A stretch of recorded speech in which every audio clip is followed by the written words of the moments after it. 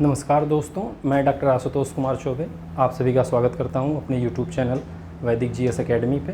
दोस्तों, आज जो हमारा क्लास है वो बहुत ही ख़ास है और ये समझिए कि जब परीक्षा में इस सेक्शन से क्वेश्चंस आते हैं तो ज़्यादातर बच्चों के हाथ पांव जो होते हैं वो फूल जाते हैं और लगता है कि पता नहीं क्वेश्चन सही होगा या नहीं होगा।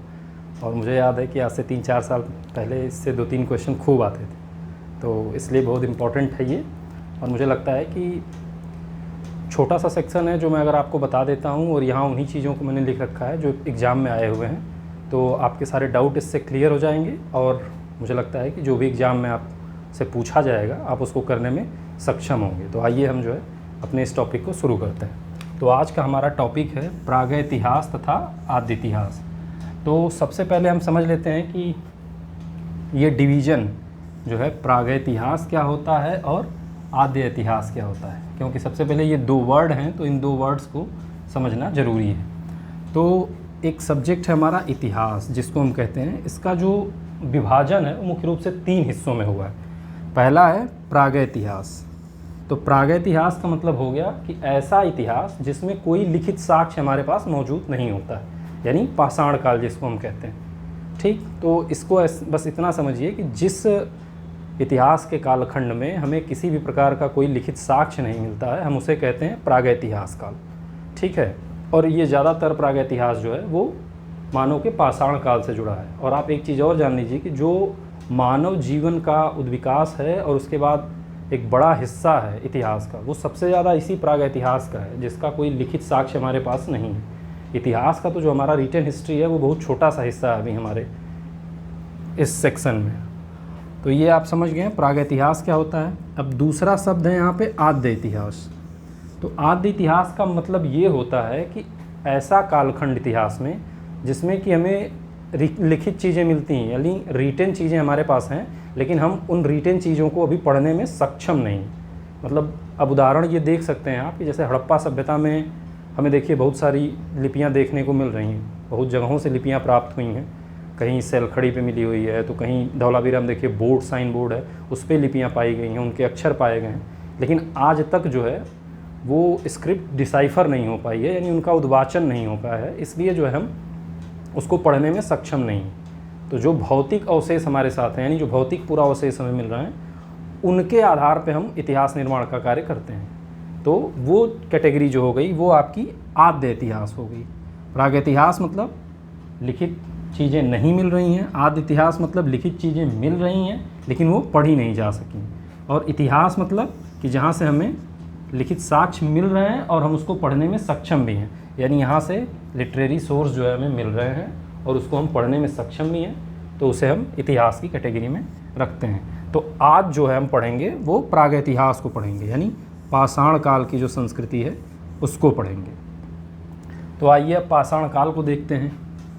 तो जो भारत में पाषाण काल संस्कृति है या पाषाण काल का जो खंड है हमारे इतिहास का, वो बेसिकली 3 भागों में विभाजित है। अब देखिए ये बहुत क्रिटिकल भी है, लेकिन बहुत नॉर्मल तरीके से मैं आपको समझाने की कोशिश करूँगा ताकि आपको बहुत साफ डिवीज़न इसका क्लियर हो जाए। बहुत डीप नहीं जाना है आपको, बहुत मोटे मोटे चीज़ों को मैं यहाँ बताऊँगा और बहुत सावधानी से आप इस वीडियो को देखिए, मेरा रिक्वेस्ट है आपसे, ताकि एक बार में आपको सारी चीज़ें क्लियर हो जाए। नहीं तो बहुत ये समझिए बहुत जिगजैग है ये हिस्ट्री जो होती है वो बहुत जिगजैग है, क्योंकि ये बेसिकली हिस्ट्री का नहीं अलग सब्जेक्ट ही है हमारे यहाँ, आर्कियोलॉजी यानी पुरातत्व वो उसका भाग है।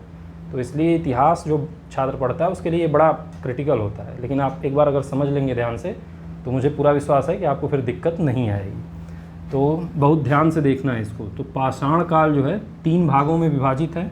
तो जो पहला भाग है यानी पहला काल है पाषाण काल का जो पहला खंड है उसे हम कहते हैं पुरा पाषाण काल।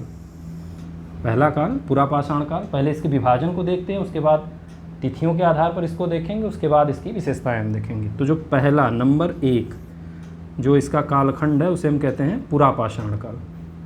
फिर जो दूसरा कालखंड है इसको हम कहते हैं मध्य पाषाण काल, और जो तीसरा कालखंड है इसको हम कहते हैं नवपाषाण काल। अब देखिए ये जो हम पुरा पाषाण काल, मध्य पाषाण काल या नवपाषाण काल कह रहे हैं, इसमें भी जो है एक टाइम पीरियड के आधार पर डिवीजन है। इसी आधार पे, इस काल विभाजन के आधार पर ही, यानी एक ऐसे समझिए कि एक पॉइंट है ए और एक पॉइंट है डी, तो ए से डी तक यानी एक फिक्स कुछ टाइम होगा यहाँ से, और उस टाइम पीरियड में जो एक काल है उसमें जो कुछ हमें भौतिक अवशेष मिल रहे हैं, यानी जो पुरावशेष मिल रहे हैं, उन पुरावशेषों के आधार पर हम इसका डिवीज़न कर रहे हैं और इसका नामकरण कर रहे हैं। तो अब उसको हम देख लेते हैं। तो जो पूरा पाषाण काल का समय है वो है 6 लाख ईसा पूर्व से लेकर 10,000 ईसा पूर्व। कितना? 6 लाख ईसा पूर्व से। अब इसका मतलब है कि 6 लाख ईसा पूर्व से लेकर 10,000 ईसा पूर्व तक के बीच में जो भी हमें पुरावशेष मिल रहे हैं या जो भी भौतिक संस्कृतियाँ उससे संबंधित मिल रही हैं, या मान लीजिए कोई उपकरण मिल रहा है, कोई पॉटरी मिल रही है, जो कुछ भी XYZ अगर मिल रहा है, नहीं मिल रहा है, तो वो 6 लाख से 10,000 के बीच की अगर है तो कहाँ हम रखेंगे उसको? तो उसको हम पूरा पाषाण काल की संस्कृति में रखेंगे।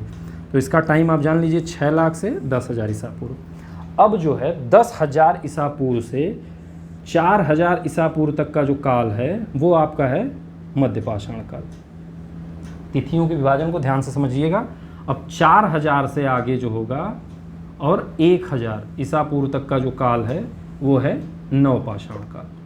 तो ये आपका 3 विभाजन हो गया और तिथियां हो गई ये 3। इन तिथियों के बीच जो संस्कृति हमारी है, बहुत सारे पुरास्थल आएंगे, वो इस काल में चले जाएंगे। अब देखिए जो पुरा पाषाण काल है इसका भी जो है 3 विभाजन है, ठीक। तो पहला है निम्न पुरा पाषाण काल। अब इसमें आपको ध्यान रखना है कि पूरा है ही ये पुरा पाषाण काल। अब इसमें केवल निम्न यानी निचला, मध्य यानी बीच का, उच्च यानी उसके ऊपर या मध्य से बाद जो आएगा, उसके 3 डिवीजन है। तो पहला विभाजन निम्न पुरा पाषाण काल का है और दूसरा है मध्य पुरा पाषाण काल का, यानी ये 6 लाख से 10,000 ईसा पूर्व के बीच में भी 3 उपविभाजन है। और वही 3 उपविभाजन क्या है? निम्न पुरा पाषाण काल, मध्य पुरा पाषाण काल और उच्च पुरा पाषाण काल। अब ये 3 उपविभाजन जो हैं इनको भी तिथियों के आधार पे बांटा गया है। अब उन तिथियों को देख लेते हैं, जैसे हमने यहाँ पे देखा था। तो जो निम्न पुरा पाषाण काल का टाइम है वो है 6 लाख से लेके 1,50,000 ईसा पूर्व, यानी 6 लाख से लेके 1,50,000 ईसा पूर्व के बीच में अगर कोई हमें भौतिक अवशेष या संस्कृतियाँ मिल रही हैं तो वो हमारा निम्न पुरा पाषाण काल की संस्कृति कहलाएगी।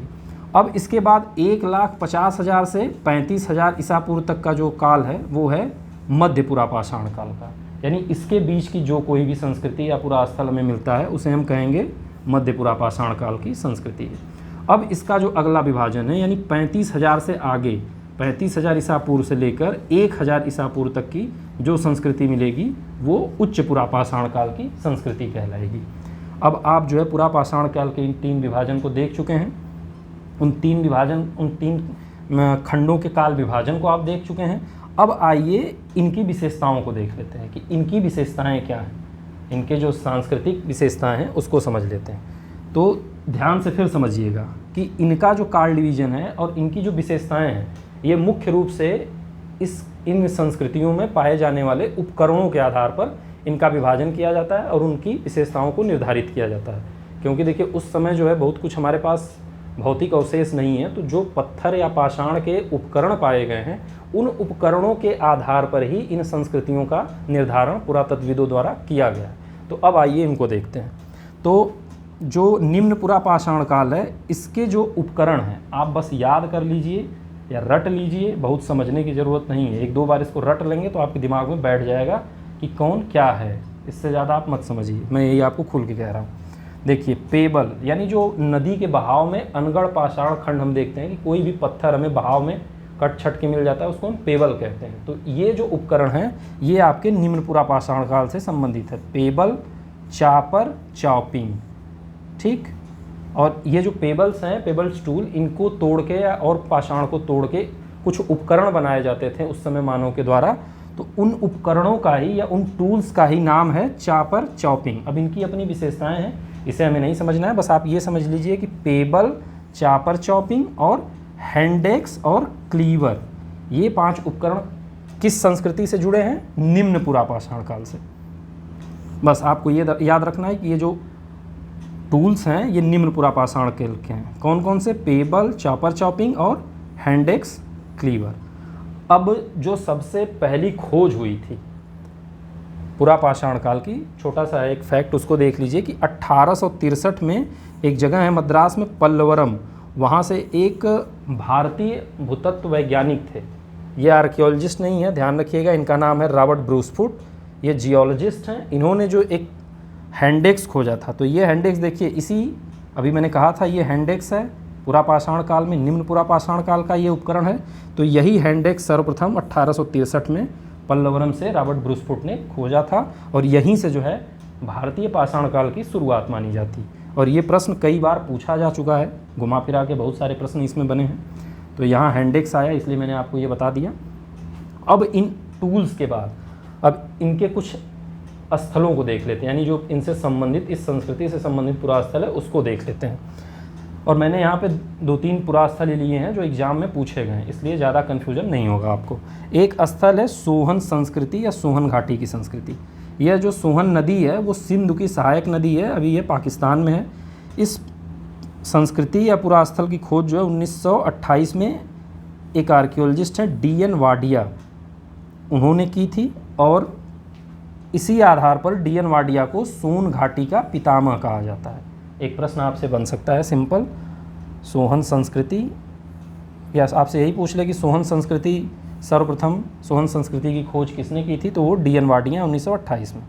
अब इसी सोहन संस्कृति में एक बहुत प्रसिद्ध खोज दल या सर्च अभियान चला था, येल और कैम्ब्रिज विश्वविद्यालय का जॉइंट सेशन था ये। 1935 में इन लोगों ने यहाँ इस सोहन घाटी में आके खोज और कुछ अन्वेषण का कार्य किया था। तो आप बस ये याद रखिए कि येल कैम्ब्रिज अभियान दल किससे संबंधित है? सोहन संस्कृति से, निम्न पुरापाषाण काल से। अब इसमें जो है एक दूसरा पुरास्थल है मध्य प्रदेश में, होशंगाबाद। होशंगाबाद की विशेषता ये है कि यहाँ से 1982 में एक जियोलॉजिस्ट थे अरुण सुनकिया, उनको जो है एक मानव यानी बालक की खोपड़ी का अवशेष मिला था। वो बालक की खोपड़ी जो थी वो होमो इरेक्टस की थी, बस आपको इतना ही याद रखना है। वो मिला कहाँ से था? होशंगाबाद, मध्य प्रदेश में। इससे ज़्यादा आपको कुछ नहीं याद रखना। फिर तीसरा जो स्थल है इससे संबंधित वो है सोन घाटी या सोन नदी घाटी, ये भी मध्य प्रदेश में है। और यहाँ से सीधे सीधे UPPCS में एक प्रश्न पूछा गया, इसलिए मैंने इसको ले लिया है। यहाँ से 4 जमाव पूछे गए हैं। जमाव इन द सेंस देखिए, मैंने उसी आधार पे लिखा है कि जो सबसे नीचे होता है आर्कियोलॉजी में वो सबसे पुराना माना जाता है। तो यहाँ पे जो सबसे पहला जमाव है वो है सिहावल जमाव, दूसरा जो है पटपरा जमाव, तीसरा जो है बागोर जमाव या बाघोर जमाव, और चौथा जो है खेतवही जमाव। ये एक तरह से आप इस कालक्रम को ही सिहावल, पटपरा, बाघोर, खेतवही, ये बस याद कर लीजिए। और ये कहाँ से संबंधित है? सोन घाटी से संबंधित है, बस। अब इसके बाद जो है पुरापाषाण काल का जो दूसरा विभाजन है वो है मध्य पुरापाषाण काल का। डेट हमने देख ही लिया, 1,50,000 से 35,000 ईसा पूर्व के बीच में। अब बस इसमें याद रख लीजिए कि इसके उपकरणों की विशेषता है कि ये फ्लेक, ब्लेड, स्क्रैपर, 3 तरह के उपकरण पाए जाते हैं। ये मिलते हैं सारे जो है पाषाण यानी स्टोन के ही बने हुए हैं, इसलिए इसको फ्लेक, ब्लेड, स्क्रैपर संस्कृति के नाम से जानते हैं। यही आपसे पूछ सकता है कि फ्लेक, ब्लेड, स्क्रैपर संस्कृति किस काल से जुड़ी हुई है? तो ये मध्य पुरापाषाण काल से जुड़ी है, बस इसमें इतना। अब इसका जो तीसरा विभाजन है उच्च पुरापाषाण काल, इसमें जो उपकरण आपके पाए जा रहे हैं वो ब्लेड, ब्यूरिन, स्क्रैपर, बोरर, ये याद रखिए 4 पाषाण उपकरण पाए जा रहे हैं। अब इसके 2 पुरास्थलों को हम देखेंगे। पहला पुरास्थल है बेलन घाटी, ये प्रयागराज में है, बेलन नदी है, उसमें एक जगह है लोहंदा नाला। यहाँ से क्या है कि सबसे प्राचीन जो है ये हड्डी पे बने एक हारपून, उसको कई बार कई जगह मातृ देवी भी कहा गया है, उसको पाषाण काल के 8 से भी जोड़ा गया है, और वो एक हारपून है यानी भाला है। तो वो लोहंदा नाला से पाया गया है। तो आपको बस ये याद रखना है कि अगर पूछ दे कि मातृ देवी पाषाण पे पाषाण पे नहीं, इस बोन पे हड्डी निर्मित मातृ देवी का साक्ष्य कहाँ से मिलता है? बेलन घाटी से मिलता है। और अगर लोहंदा नाले को पूछ दे तो डायरेक्ट आप लोहंदा नाला याद रखिए। और ये किससे संबंधित है? उच्च पुरापाषाण काल से संबंधित है। अब इसमें जो है कुछ स्थल हैं जहाँ से शुतुरमुर्ग के अंडों पे कुछ चित्रकारी की गई है, वो पाए गए हैं। तो उन स्थलों को आप जान लीजिए, 3-4 स्थल हैं। एक स्थल है पटने और मेहता खेड़ी, ये 2 पुरास्थल हैं और दोनों पुरास्थल जो है महाराष्ट्र में स्थित हैं। यहाँ से क्या पाए गए हैं? शुतुरमुर्ग के अंडों पे पेंटिंग की गई यानी चित्रकारी की गई, उसके साक्ष्य पाए गए हैं। तीसरा पुरास्थल है चंदेसाल, ये राजस्थान में है। और चौथा पुरास्थल है रामनगर, मध्य प्रदेश में। बस, अब इससे ज़्यादा आपको इसमें जानने की कोई ज़रूरत नहीं। अब पाषाण काल का जो दूसरा विभाजन हमने देखा, मध्य पाषाण काल, जो 10,000 ईसा पूर्व से लेके 4,000 ईसा पूर्व के बीच में ठहरता है। अब इसकी विशेषताओं को देख लेते हैं। तो सर्वप्रथम 1867 में एक आर्कियोलॉजिस्ट हैं, पुरातत्वविद एसीएल कार्लाइल, विंध्य क्षेत्र में, कहाँ पे? अगर आपसे ये पूछ दिया जाए कि भारत में सर्वप्रथम मध्य पाषाण काल की खोज कहाँ की गई थी, तो विंध्य क्षेत्र, आप याद रखिए। और यहाँ से लघु पाषाण उपकरणों को, जिसको हम माइक्रोलिथ कहते हैं। अब देखिए, यहाँ जब हम उपकरण की बात करेंगे या टूल्स की बात करेंगे, मेसोलिथिक को, इसको मेसोलिथिक कहते हैं इंग्लिश में, मध्य पाषाण काल को, तो उसकी विशेषता क्या है कि आधे इंच से लेके पौने 1 इंच तक के छोटे छोटे पाषाण उपकरण पाए जाते हैं। और वही विशेषता है माइक्रोलिथ्स, जिसको हम कहते हैं, ये उपकरण हैं किसके? मध्य पाषाण काल के। ये भी सीधे पूछा गया है कि माइक्रोलिथ्स किस काल से संबंधित है, तो मध्य पाषाण काल से या मेसोलिथिक से संबंधित हैं। आपको बस ये याद रखना है। और सबसे पहले भारतीय उपमहाद्वीप में पाषाण काल से संबंधित मानव कंकाल की जो प्राप्ति होती है वो इसी काल से शुरू हो जाएगी। याद रखिएगा कि इसके पहले के जो ये काल को हमने डिस्कशन किया, इसमें किसी भी जगह से या किसी भी संस्कृति से मतलब मानव कंकाल नहीं मिल रहा है। मानव कंकाल मिलना शुरू होगा कहाँ से? आपका मध्य पाषाण काल से। अब इसके कुछ महत्वपूर्ण स्थलों को देख लेते हैं। तो पहला स्थल है बागोर, जो राजस्थान में पड़ता है। और यहाँ से जो है प्राचीनतम पशुपालन के साक्ष्य पाए गए हैं। इसके पहले मानो देखिए, जो पूरा पाषाण काल रहता है उसमें हंटर और गैदरर रहता है, यानी वो शिकार करता है, मांस को खाता है और ऐसे जंगल से कंदमूल इकट्ठा करके अपना जीवन यापन कर रहा होता है। और किसी तरह का कोई जानवर वो अपने साथ नहीं पालता है। तो सबसे पहले पशुपालन का जो साक्ष्य आपको मिलता है वो बागोर से मिलता है। यह राजस्थान में स्थल है और मध्य पाषाण काल से संबंधित है। और एक दूसरा स्थल है जहाँ से आपको पशुपालन के साक्ष्य मिलते हैं, वो है आदमगढ़, यह मध्य प्रदेश में स्थित है। तो इन 2 पुरा स्थलों को आप याद कर लीजिए। अब इस मध्य पाषाण काल से संबंधित एक बहुत महत्वपूर्ण पुरा स्थल है जो आप लोग जानते भी हैं और ये बहुत ही प्रसिद्ध है, वर्ल्ड हेरिटेज साइट है भीमबैठका, विश्व विरासत स्थल है। ये रायसेन जिले में पड़ता है मध्य प्रदेश के। और यहाँ से जो है मध्य पाषाण काल में जो है पेंटिंग्स जो बनाई गई हैं वो पाई गई हैं, इसलिए जो बहुत प्रसिद्ध है। तो भीमबैठका की खोज किसने की थी? वीएस वाकंकड़, एक पुरातत्वविद हैं, ये विक्रम विश्वविद्यालय उज्जैन में प्रोफेसर थे। उन्होंने 1957 में भीमबैठका की खोज की थी, इसीलिए इन्हें पाषाण कला का पितामह भी कहा जाता है, वीएस वाकंकड़ को। और भीमबैठका में जब आप जाएंगे तो मैं वहाँ गया हूँ, बहुत सारी पेंटिंग्स आपको मिलेंगी पहाड़ के दीवालों पे, और उसके बाद पाषाण के गुफाओं में पेंटिंग्स बनाई गई हैं। और ये सारी पेंटिंग्स जो हैं वो जुड़ी हुई हैं किससे? मध्य पाषाण काल से। तो इसलिए यह काफ़ी प्रसिद्ध है भीमबैठका। अब इसमें इतना आपको जानना है। अब इसमें 3 पुरा स्थल हैं जो बहुत महत्वपूर्ण हैं, जो परीक्षा में पूछे गए, पीसीएस के एग्जाम में इनको पूछा गया, इसलिए मैंने इनको यहाँ ले लिया। और तीनों पुरा स्थल जो है उत्तर प्रदेश के प्रतापगढ़ जिले में स्थित हैं। आप इतना ध्यान रखिए कि तीनों पुरा स्थल ये जो है उत्तर प्रदेश के प्रतापगढ़ के ही हैं, जिसमें पहला पुरा स्थल है सराय नाहरराय। यहाँ से 4 मानव कंकाल यानी एक ग्रेव यार्ड या कब्र में 4 मानव यानी 4 लोगों को एक साथ दफनाने का साक्ष्य पाया गया है। अब देखिए यहीं से जो है मानव कंकाल मिलने शुरू हो रहे हैं। तो 4 मानव को एक साथ दफनाने का साक्ष्य अगर पूछेगा तो आपका हो जाएगा सराय नाहरराय। और दूसरा पुरा स्थल है महदहा, यहाँ से 2 लोग यानी युगल समाधान, एक ग्रेवयार्ड में 2 लोगों को दफनाने का साक्ष्य है। और उसके बाद यहाँ से बूचड़ खाना भी पाया गया है, कहाँ से? महदहा से। और तीसरा पुरा स्थल है दमदमा, यहाँ से 3 मानव कंकालों की यानी त्रिमानव समाधियाँ यहाँ पाई गई। तो ये इतना इम्पोर्टेंट है, बस इतना जानना, ये खत्म। अब इसका जो पाषाण काल का तीसरा हमारा डिवीजन है वो है नव पाषाण काल का। नव पाषाण काल का समय हमने देखा 4000 ईसा पूर्व से 1000 ईसा पूर्व। अब सब 2 चीज़ें इसमें और हैं जो महत्वपूर्ण है कि नव पाषाण शब्द जो है, सबसे पहले एक पुरातत्वविद है जॉन लुबक, उन्होंने सबसे पहले इस शब्द का प्रयोग किया था। आप ऐसे याद कर लीजिए अगर पूछ दिया जाए कभी। और एक शब्द है नवपाषाणिक क्रांति, एक ऑस्ट्रेलियन पुराविद हैं गार्डन चाइल्ड, इन्होंने नवपाषाण काल को सबसे पहले नवपाषाणिक क्रांति की संज्ञा दी थी। क्रांति की संज्ञा ये नवपाषाण काल को इसलिए दे रहे हैं कि इसके पहले मानव जो है वो घुमंतु और यायावर है। इसी समय से यानी नवपाषाण काल के समय से ही मानव ने जो है स्थायी निवास और खेती करना प्रारंभ कर दिया, और जो मानव घूम घूम के अपना जीवन यापन कर रहा था अब वो स्थायी जीवन जीने लगा और वो फसलों का उत्पादन करने लगा, फिक्स घर बना लिया वो अपना। इसके पहले क्या है, वो गुफाओं में या पेड़ों पे ऐसे कैसे रहता था वो। यहाँ से जो है स्थायी निवास आप देखेंगे, परमानेंट खेती आप आ जाएगी, एग्रीकल्चर आ जाएगा, ये सारी चीज़ आ जाएगी। तो इन सारे परिवर्तनों के कारण जो है गार्डन विच चाइल्ड ने इसको नवपाषाणिक क्रांति की संज्ञा दी है। अब आइए देखते हैं इसके उपकरण को। तो इस काल का जो उपकरण है वो घर्षित यानी घिसे हुए बड़े बड़े जो आपके पत्थर हैं उस पर कुल्हाड़ियाँ, मतलब पत्थर की कुल्हाड़ियाँ बनाई गई।